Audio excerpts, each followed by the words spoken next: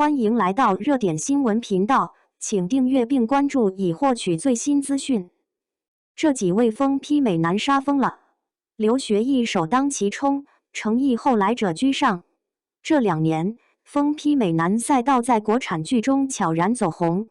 相比传统完美男主的光环叙事，这类角色往往背负创伤、执念与欲望，在爱恨与权谋之间游走，既危险又迷人，也更容易激发观众的情绪共鸣。从近期多部作品来看，几位演员凭借对风感的精准拿捏，成功杀出重围。其中刘学义稳坐天花板位置，而程毅则凭借后来居上的爆发力，迅速成为讨论焦点。首先要提到的是曹骏，许多观众对他的最初印象仍停留在《真命小和尚》里的开心，《宝莲灯》里的沉香，或者正气凛然的历史人物形象。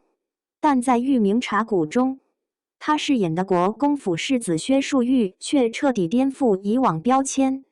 角色从权势中心跌落谷底，被家族抛弃，被至亲背叛，又遭人下毒，身体与心理同时走向崩塌。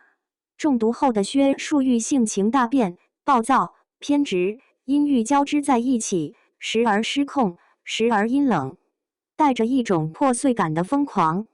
曹骏将这种由权力滑落至深渊的心理断裂演得层次分明，也让观众第一次意识到他在复杂反派与病娇角色上的潜力。第二位是汪铎，他在《凡人修仙传》中饰演鬼灵门少主王禅，与韩立结下死仇，多次追杀失败后，执念不断加深，逐渐把对手视为心魔。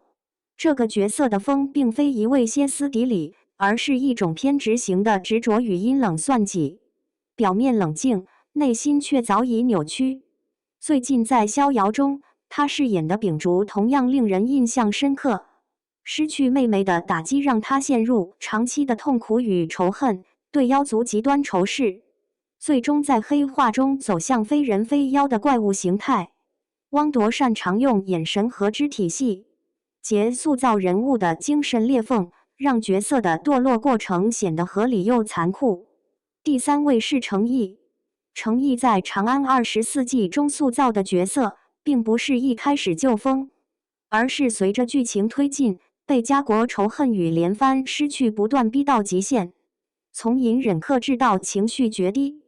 他的发疯并非简单的情绪爆炸，而是夹杂着悲痛、愤怒、自责与绝望的多重情感。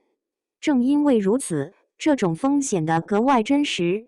相比传统光环型男主，